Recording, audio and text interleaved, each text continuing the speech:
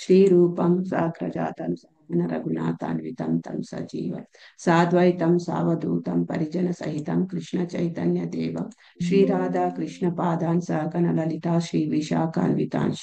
हे कृष्णा करुणा सिंधो दीनबंधो जगत्पते गोपेश गोपिका कांता राधा कांता नमोस्तुते।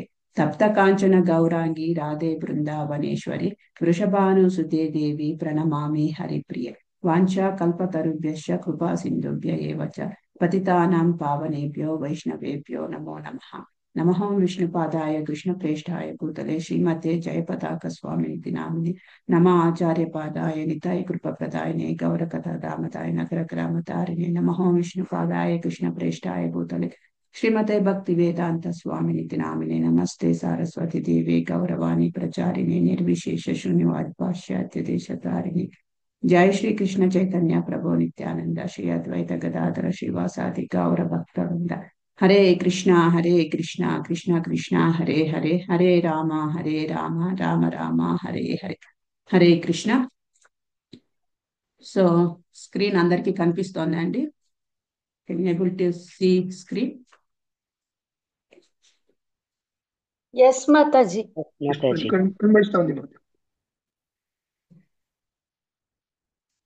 So first canto, 19th chapter, second sloka. Chapter title is Sukadeva Goswami Agamanam.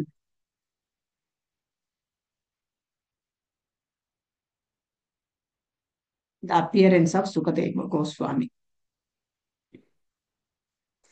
ध्रुवं ततो मे कृतदेव हेलनात् ध्रुवं ततो मे कृतदेव हेलनात् दुरत्ययं व्यसनं नाति दीर्घात् दुरत्ययं व्यसनं नाति दीर्घात् तदन्तु कामं हृगनिकृताय मे तदन्तु कामं हृगनिकृताय मे यथा न कुर्वं पुनरेव मद्धा यथा न कुर्यां पुनरेव मद्धम्.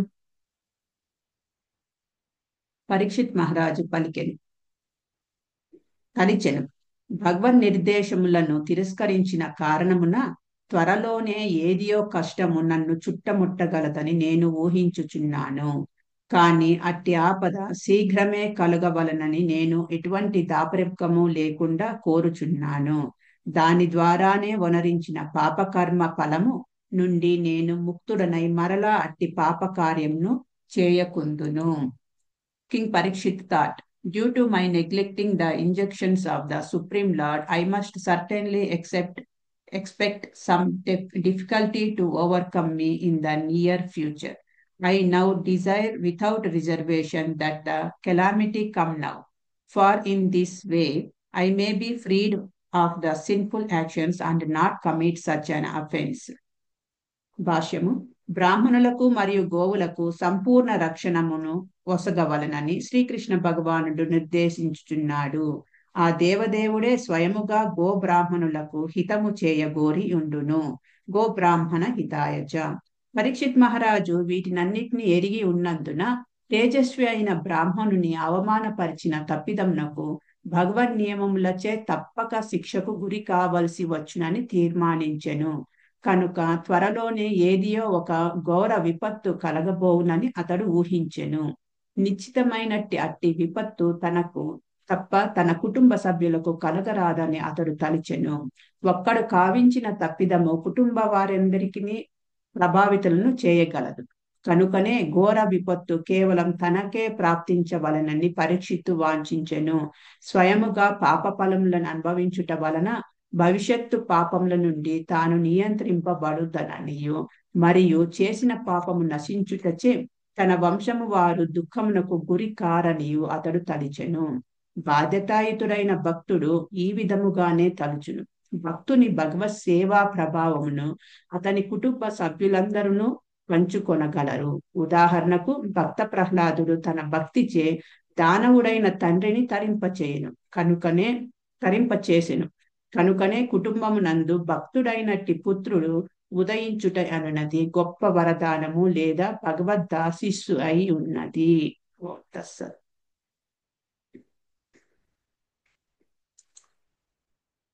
హరే కృష్ణ. సో ఇక్కడ మనము పోయిన చాప్టర్ ఏంటి,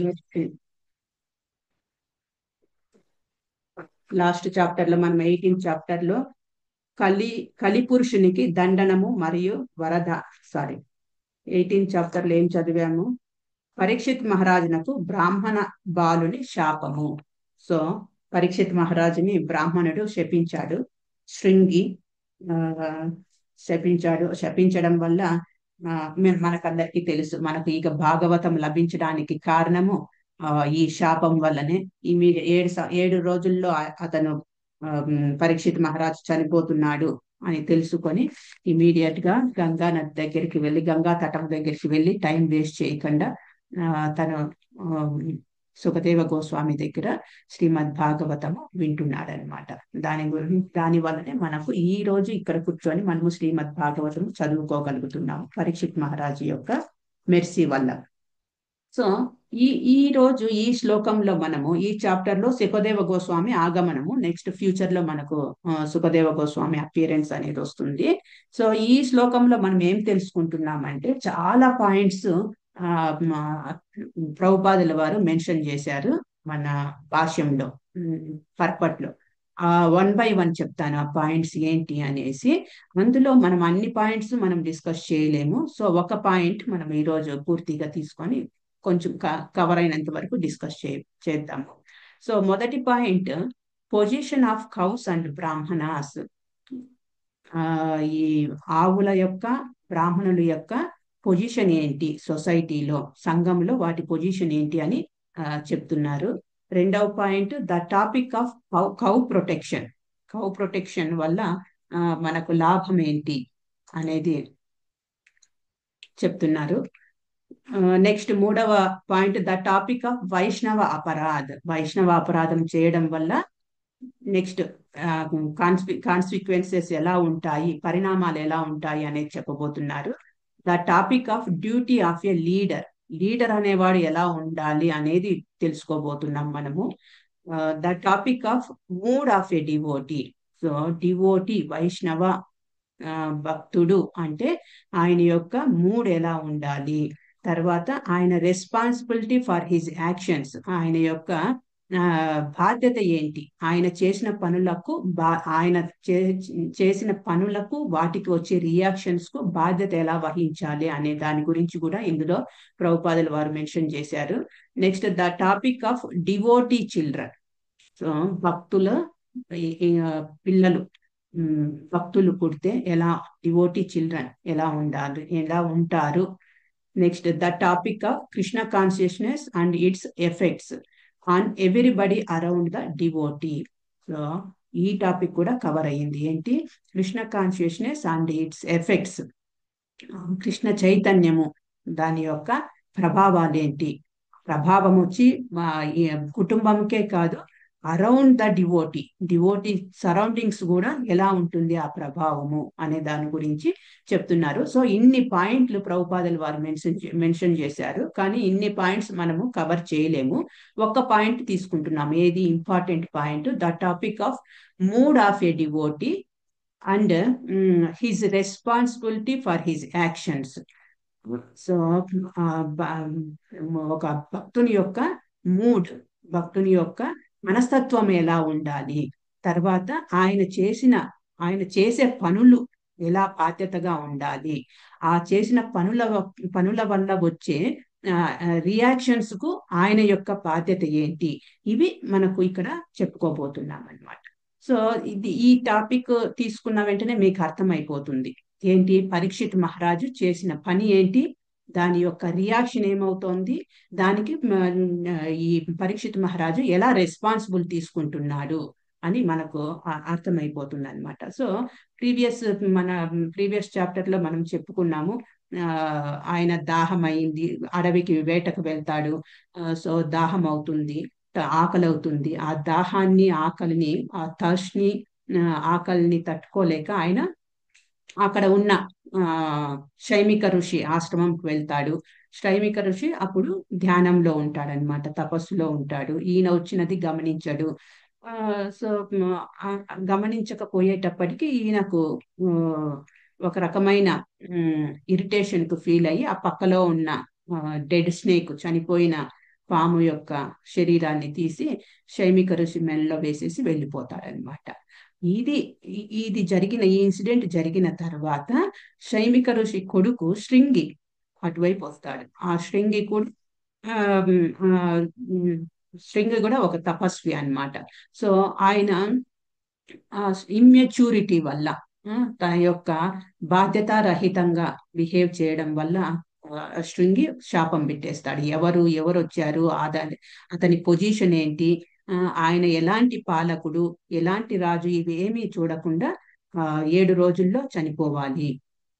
తక్షక అనే స్నేక్ బర్డ్ కరిచి చనిపోతాడు అనేసి శాపం పెట్టేస్తారనమాట. ఇది తెలుసుకున్న తర్వాత యాక్చువల్ గా ఇది పరీక్షిత్ మహారాజ్ ఎప్పుడైతే డెడ్ స్నేక్ వేసి తిరిగి తన రాజ్యంకి వెళ్ళిపోతాడో అప్పుడే ఆయనకు రిగ్రెట్ అనేది స్టార్ట్ అయిపోతుంది, గిల్టీ ఫీలింగ్ స్టార్ట్ అయిపోతుంది, పశ్చాత్తాపం అనేది స్టార్ట్ అయిపోతుంది తన మనసుల్లో.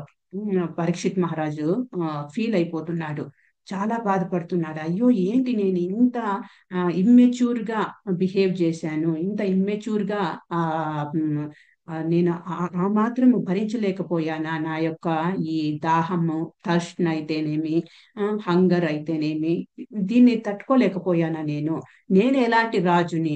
సో వాటిని కంట్రోల్ చేసుకోలేక ఆ, ఒక పెద్ద అపరాధము చేశాను, ఆ, బ్రాహ్మణ అపరాధం చేశాను.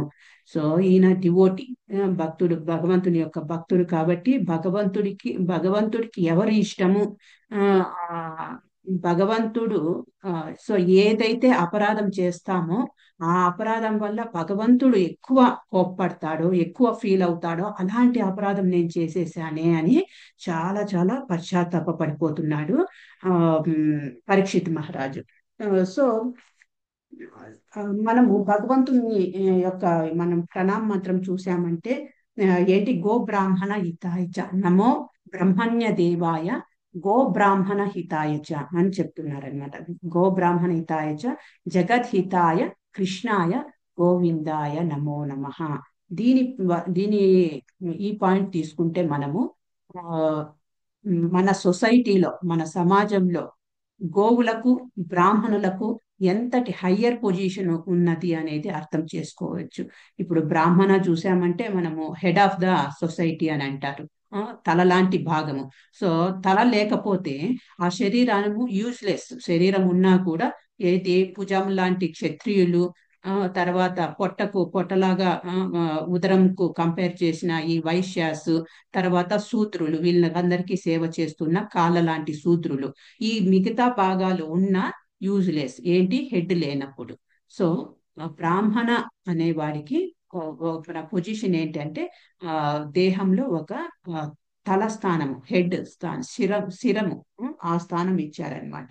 సో అంతేకాకుండా ఆవులకు కూడా, సో మనం చాలాసార్లు చెప్పుకున్నాము, భగవంతుని యొక్క లోకం పేరే గోలోకము, గోవర్ధనగిరి, గోకులం, గోపాల్, గోవింద. సో ఇవన్నీ చూస్తే గో గో గో ఉంది అంటే ఆవులకు ఎంతటి ప్రాముఖ్యత ఉన్నది భగవంతుని దృష్టిలో.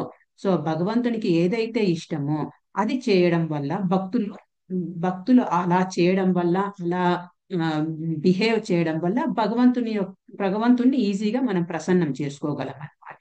సో అంతటి ప్రాముఖ్యత, అంతటి పొజిషన్ ఉన్న ఒక బ్రాహ్మణుణ్ణి నేను అపరాధం చేశాను ఆ బ్రాహ్మణుని పట్ల. సో దీనికి నాకు ఎటువంటి దాపరికం లేకుండా, అంటే ఎటువంటి ఆ, ఇది రిజర్వేషన్, ఇంగ్లీష్ లో రిజర్వేషన్ ఏమీ లేకుండా ఆ, నేను శిక్షకు అర్హుణ్ణి, ఆ, నాకు రియాక్షన్ అనేది వెంటనే శీఘ్రమే రావాలి, ఇమీడియట్ గా I'm deserve to be punished అని ఆ ఇక్కడ పరీక్షిత్ మహారాజు అనుకుంటున్నాడు అనమాట. సో ఇది భక్తుని యొక్క లక్షణం, ఇది భక్తుని యొక్క రెస్పాన్సిబిలిటీ, బాధ్యత. సో మామూలుగా మనము ఈయన ప్యూర్ డివోటీ కాబట్టి ఆయన చేసిన తప్పుకు ఆయన రెస్పాన్సిబిలిటీ తీసుకొని ఆ పనిష్మెంట్ ఫేస్ చేయడానికి రెడీగా ఉన్నాడు. కానీ మనం నార్మల్ గా చూసామంటే, మన బద్ధ జీవులము చూసామంటే, ఆ, మనం చేసిన తప్పును ఇమీడియట్ గా ఇంకొకరి పైన తోసేయడానికే చూస్తూ ఉంటాం అన్నమాట. మన తప్పును దాచిపెట్టేసుకుంటాము. ఎంతసేపు ఎదుటి వ్యక్తి చేసిన తప్పును మనము చెయ్యి ఎత్తి చూపిస్తూ ఉంటాం అన్నమాట. ఇది అసలు వైష్ణవ లక్షణము కాదు.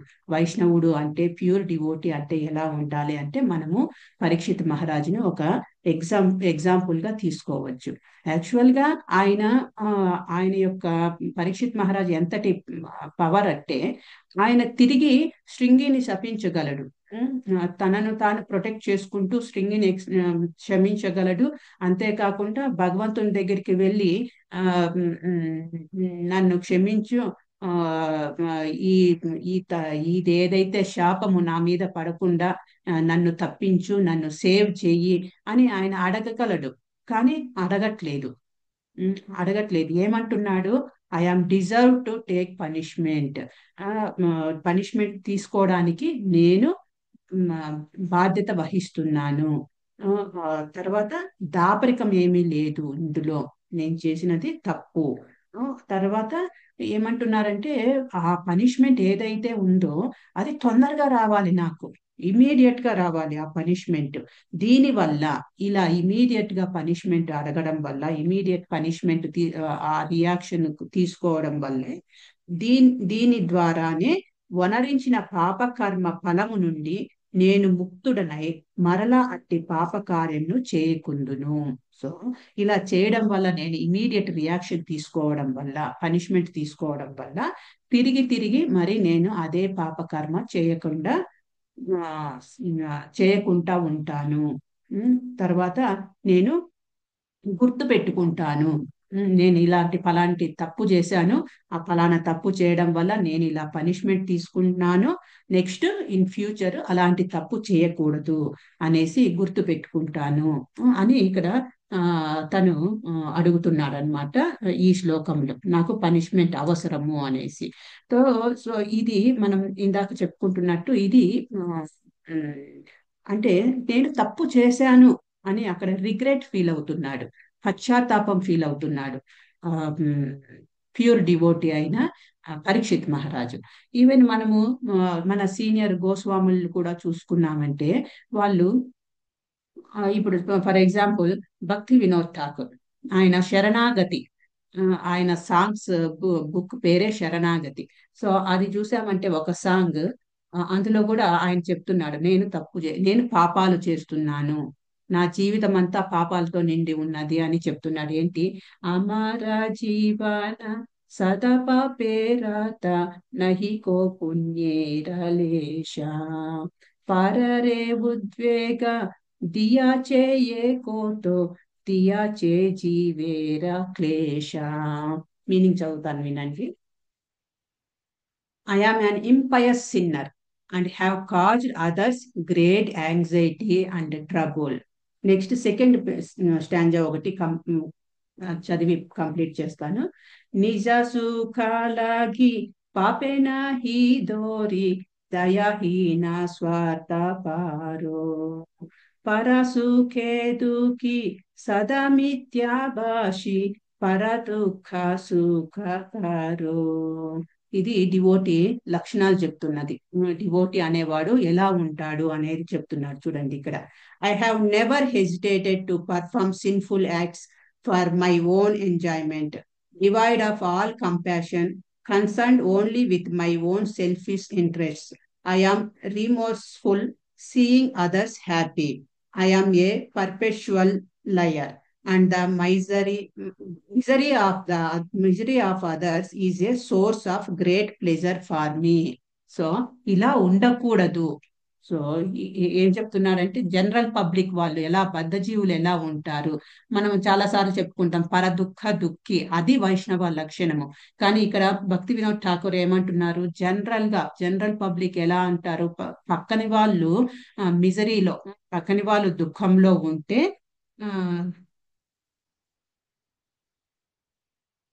Misery of others is a source of great pleasure for me. So పరులు దుఃఖంలో ఉంటే అది నాకు హ్యాపీ చేస్తుంది అని ఎవరు ఇది పాడుతున్నది? ఎవరు? భక్తి వినోద్ ఠాకూర్. అది యాక్చువల్గా ఆయన చెప్తున్నది కాదు. మన యొక్క లక్షణాలు, బద్ధజీవి అనేవాడు ఎలా ఉంటాడు, ఇది ఇలా మనము బిహేవ్ చేస్తూ ఉంటాము. కానీ ఇది కాదు, మన పొజిషన్ ఇది కాదు. భక్తుడు అనేవాడు ఇలా ఉండకూడదు అని మనకు ఉమ్, పాఠం చెప్పడానికే వాళ్ళు భక్తి వినోద్ ఠాకూర్ అలా చెప్తున్నాడు అనమాట. సో దానికి ఎగ్జాంపుల్ గా మనము ఇక్కడ ఆ, పరీక్షిత్ మహారాజ్ని చూడొచ్చు. సేమ్ ఆయన కూడా రిగ్రెట్ ఫీల్ అవుతున్నాడు, నేను తప్పు చేశాను, నా తప్పుకు కావాల్సిన పనిష్మెంట్ కావాలి. ఆ పనిష్మెంట్ కూడా అంటే ఏమి రిజర్వేషన్ అవసరం లేదు. రిజర్వేషన్ అని ఎందుకు అంటున్నాడు అని అంటే, ఇక్కడ ఈయన యొక్క పూర్వీకులను చూస్తే ఆయన గొప్ప వంశంలో పుట్టినవాడు. తాతలు ముత్తాతలు అందరూ కృష్ణుని యొక్క రిలేటివ్స్, బంధువులు. బంధువులే కాదు, స్నేహితులు, అసోసియేషన్, ఎల్లప్పుడూ భగవంతుని యొక్క అసోసియేషన్ ఉన్న వాళ్ళు. అంటే ఒక రేంజ్ లో ఉన్నారు పరీక్షిత్ మహారాజు. అంతేకాకుండా పరీక్షిత్ మహారాజు టాపికే తీసుకున్నామంటే, ఆమె పరీక్షిత్ మహారాజు తల్లి గర్భంలో ఉండంగానే పరీక్షిత్ మహారాజుకు భగవంతుని యొక్క దర్శనము జరిగింది. సో ఎంతటి పుణ్యాత్ముడైతే అది జరుగుతుంది చెప్పండి. సో అంతటి ఈ ఇది ఉన్నప్పటికీ కూడా, అంతటి ఏమంటారు, లక్షణాలు, అంతటి ప్యూర్ డివోటీ యొక్క ఆ తాహత్తు ఉన్నప్పటికీ కూడా ఆయన, నేను వెళ్ళి ఏమి భగవంతుని దగ్గర నన్ను క్షమించండి, నన్ను ఈ శాపం నుంచి బయటపడేయండి, నన్ను రక్షించండి అని కోరుకోవట్లేదు ఆయన. నేను రెడీగా ఉన్నాను, పనిష్మెంట్ తీసుకోవడానికి రెడీగా ఉన్నాను. నాకు ఈ పనిష్మెంట్ పడాలి, ఐఎమ్ డిజర్వ్డ్, నేను పనిష్మెంట్ కు అర్హుణ్ణి నేను అని ఆయన చేసిన తప్పును తీసుకుంటున్నాడనమాట. సో ఎంతమంది ఇలా ఉంటారు, అది మనము గమనించాలి. ఎంతమంది ఇలా ఉంటారు, ఎంతసేపు మనం చేసిన తప్పును పక్కనోళ్ళ మీద తోసేస్తామా అనే ఉంటాం మనము జనరల్ గా. మనం చేసిన తప్పును దాచిపెడుతూ ఉంటాము, తప్పించుకోవడానికి ట్రై చేస్తూ ఉంటాము. కానీ ఇక్కడ పరీక్షిత్ మహారాజు ఎటువంటి దాపరికము లేకుండా, నేను ఈ పనిష్మెంట్ కు అర్హుణ్ణి, శిక్షకు అర్హుణ్ణి అని చెప్తున్నాడు అనమాట. ఇది ఒక ప్యూర్ డివోటీ యొక్క లక్షణము. మనము ఇలాగే భాగవతంలో ఇంకొక మహారాజు, నృగ మహారాజు, ఇలాంటివి చాలా మనం చూడొచ్చు భాగవతంలో. ఇలాంటి ప్యూర్ డివోటీ యొక్క స్టోరీస్ ఎగ్జాంపుల్స్ గా తీసుకోవచ్చు అన్నమాట. నృగ మహారాజు,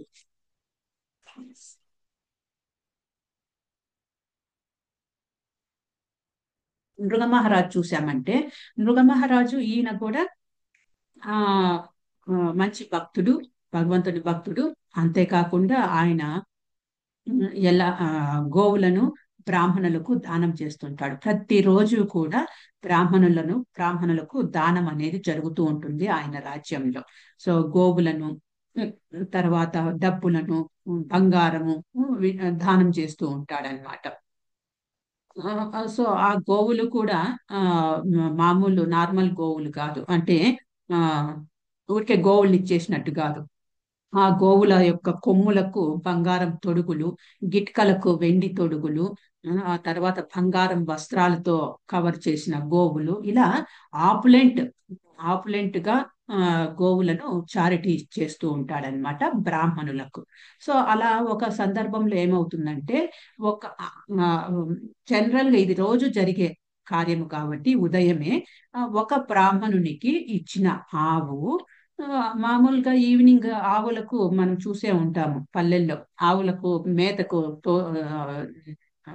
చేన్లలోకి, పొలాలలోకి పంపించేస్తే ఈవినింగ్ అయ్యేటప్పటికి అవంతకవే ఇంటికి వచ్చేస్తాయి అన్నమాట. దారి పట్టుకొని, వాళ్ళు దాని వెనకాల ఏమి ఓనర్ ఉండాల్సిన పనిలే.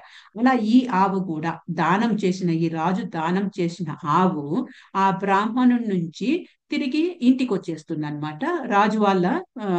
రాజు ఇంటికే వచ్చేసి మిగతా గోవుల్లోకి కలిసిపోతుంది. సో ఇది గమనించింటాడు రాజు. నెక్స్ట్ డే ఈ బ్రాహ్మణుడు ఎవరైతే గోవును తీసుకున్నాడో, ఆ బ్రాహ్మణుడు పెరట్లోకి వెళ్ళి చూస్తే ఆవు ఉండదు. గోవు ఉండదన్నమాట. అయ్యో నా గోవు మిస్ అయిపోయింది అనేసి తిరిగి రాజు దగ్గరికి వెళ్తూ ఉంటాడు కంప్లైంట్ చేయడానికి.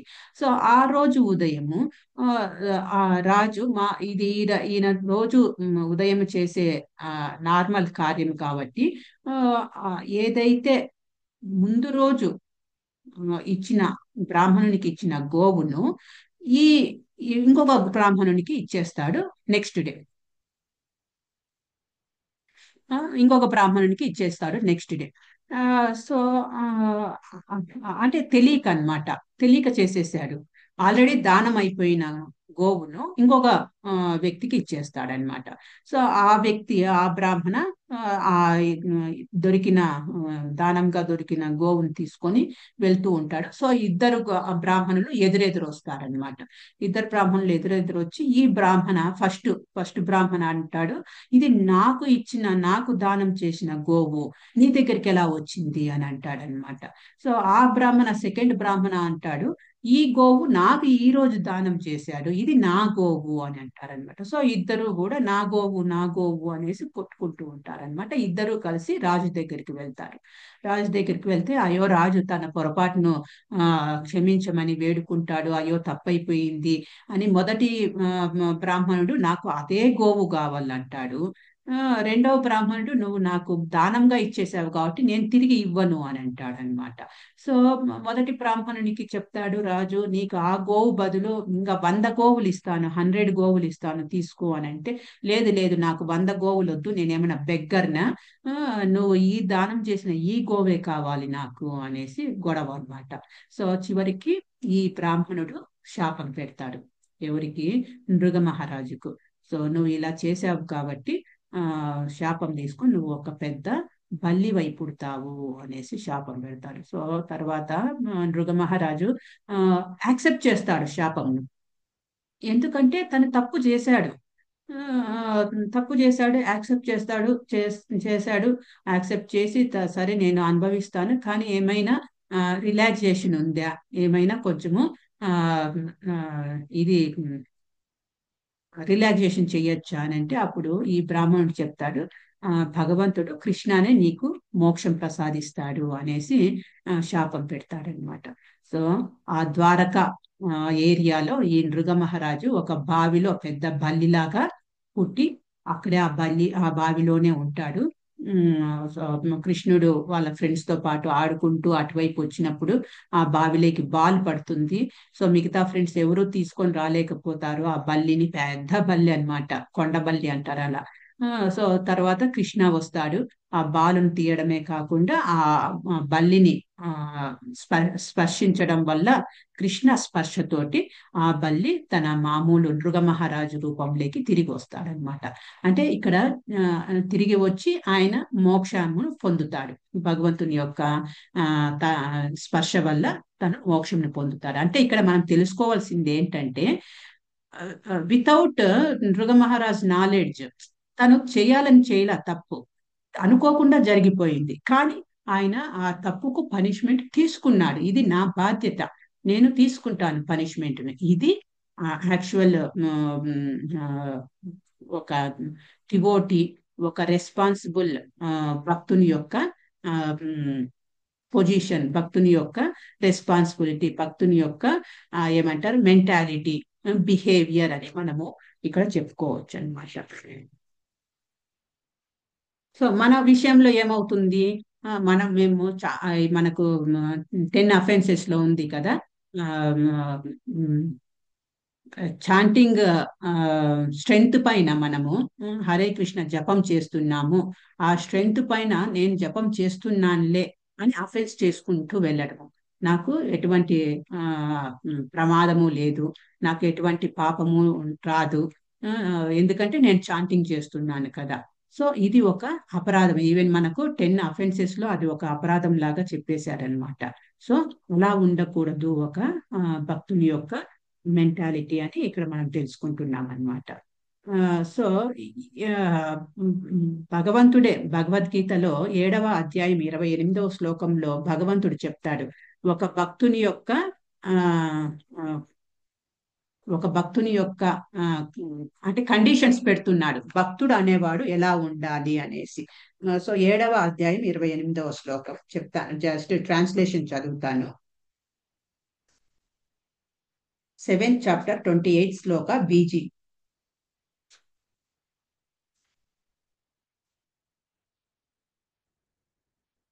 ఏషాం త్వంతగతం పాపం జనానాం పుణ్యకర్మణాం తే త్వద్వమోహ నిర్ముక్త భజంతే మా దృఢవ్రతః. పూర్వజన్మలలోను ప్రస్తుత జన్మలోను పుణ్యరీతిలో వర్తించిన వారు, పాపములు పూర్తిగా నశించిన వారు అయిన జనులు భ్రాంతిమయ ద్వంద్వాల నుండి ముక్తులై స్థిర నిశ్చయముతో నా సేవలో నెలకొంటారు. సో ఎవరు ప్రాక్టీస్ చేస్తారు కృష్ణ కాన్షియస్నెస్ ని వితౌట్ ఎనీ డిస్టర్బెన్స్, ఎవరు ప్రాక్టీస్ చేయగలరు అని అంటే ఏం చెప్తున్నారు? Give up sinful activities. ఎవరైతే సిన్ఫుల్ యాక్టివిటీస్ ని వదులుకున్నారో వాళ్ళు కృష్ణ చైతన్యంను ప్రాక్టీస్ చేయగలరు. తర్వాత ఆ భక్తి, అంగాస్ ఆఫ్ భక్తి ఫాలో అవ్వాలి, వాడు చేయగలడు. One should become free from dualities, ద్వంద్వాల నుంచి ముక్తుడై ఉండాలి, మోహం నుంచి కూడా ముక్తుడై ఉండాలి. సో అలాంటి వాడు మన ఈ స్థిర నిశ్చయంతో, దృఢవ్రత స్థిర నిశ్చయంతో నా సేవలో నెలకొంటారు అని భగవంతుడు చెప్తున్నాడు. భగవంతుని యొక్క సేవలో ఎవరు దృఢ నిశ్చయంతో నెలకొంటారు అని అంటే ఈ 4 కేటగిరీ వాళ్ళు. ఎవరైతే సిన్ఫుల్ యాక్టివిటీస్ ని వదులుకున్నారో, చేయకుండా స్టాప్ చేసుకుంటున్నారో, తర్వాత నా అంగాస్ భక్తిని ఎవరైతే ఫాలో అవుతున్నారో, తర్వాత ఎవరైతే ఈ ద్వంద్వాల నుంచి ముక్తుడైనాడో, మోహం నుంచి ముక్తుడైనాడో, వాడు కృష్ణ చైతన్యమును దృఢ నిశ్చయంతో ఫాలో అవ్వగలడు అని కృష్ణనే మెన్షన్ చేస్తున్నాడు అనమాట.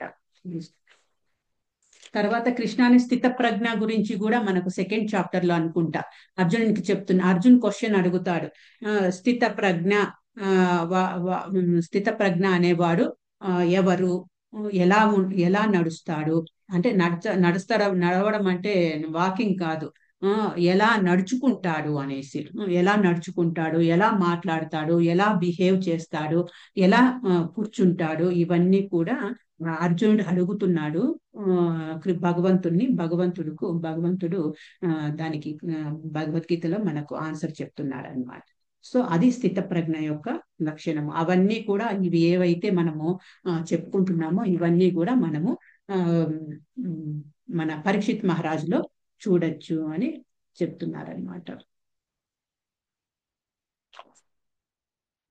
తర్వాత ఇక్కడ మనము లాస్ట్ లైన్ చూసామంటే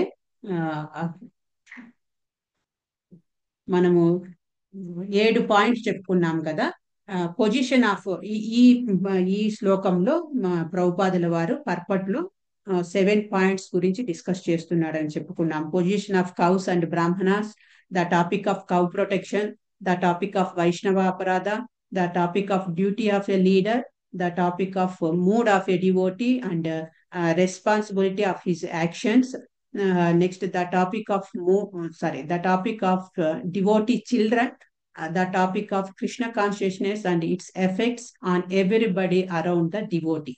వీటి గురించి చెప్పుకున్నాము. ఇందులో మెయిన్ గా మనము mood of a devotee discuss చేశాము. ఇక్కడ లాస్ట్ లైన్ లో ప్రభుపాద మనకు నొక్కి వక్కానిస్తున్నాడు. ఏంటి? The topic of devotee children. So ఉదాహరణకు బాధ్యతాయుతుడైన భక్తుడు ఈ విధముగా భక్తుని భగవత్ సేవా ప్రభావమును అతని కుటుంబ సభ్యులందరూ పంచుకొనగలరు. సో ఉదాహరణకు భక్త ప్రహ్లాదుడు తన భక్తిచ్చే దానవుడైన తండ్రిని తరింపచేసెను. సో మనము భక్తులైన పిల్లలు ఇంట్లో ఉంటే మనకు ఏమంటారు, ఎలా ఉంటుంది, మనకు వచ్చే లాభం ఏంటి? భక్తుడు అనేవాడు ఇంట్లో ఉంటే మన ఇక్కడ ఏం చెప్తున్నాడు? భక్త ప్రహ్లాదు తన భక్తిచే దానవుడైన తండ్రిని కూడా తరింపచేశాడు. సో వాళ్ళ ప్రభావం ఎలా ఉంటుంది?